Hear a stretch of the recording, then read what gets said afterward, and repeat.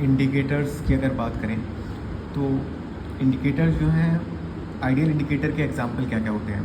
तो कई बार पूछ लेते हैं कि आइडियल इंडिकेटर में क्या क्या होना चाहिए। आइडियल इंडिकेटर का उसको ये याद करने की ट्रिक है फीवर। एफ फॉर वो फिजिबल होना चाहिए, वैलिड होना चाहिए, रेलिवेंट होना चाहिए, रिलायबल होना चाहिए और सेंसिटिव होना चाहिए, स्पेसिफिक होना चाहिए। तो fever, F for feasible, V for valid, R for relevant and reliable and S for sensitive and specific.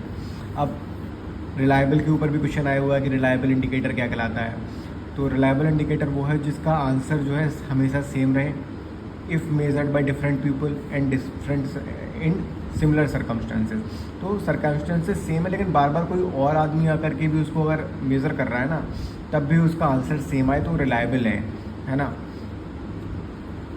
तो क्वेश्चन एक बार देख लेते हैं। क्वेश्चन क्या है कि ये CBRT MO क्वेश्चन है कि which of the following statement is best described as a reliable indicator. तो रिलायबल कौन है? वही कि it should provide the same answer if measured by different people in similar circumstances, वो रिलायबल हो जाता है। ठीक है, एक और CBRT का क्वेश्चन है, उससे पहले हम देख लेते हैं इस टॉपिक से रिलेटेड एक और क्वेश्चन है हमारे पास कि आइडियल हेल्थ इंडिकेटर के क्या कैरेक्टर होते हैं। तो तुम्हारा वैलिड होना चाहिए, reliable, sensitive, specific, feasible, relevant. तो ये जो हमने तुमको ट्रिक बताई थी उससे सॉल्व हो सकता है ये वाला आंसर। अब अगला एक क्वेश्चन है CBRT MO का कि अगर तुम्हारा अंडर 5 ईयर की प्रोपोर्शनेट मोर्टेलिटी रेट जो है अगर वो लो है तो क्या बताता है? वो बताता है कि लाइफ एक्सपेक्टेंसी जो है वो लॉन्ग रहेगी।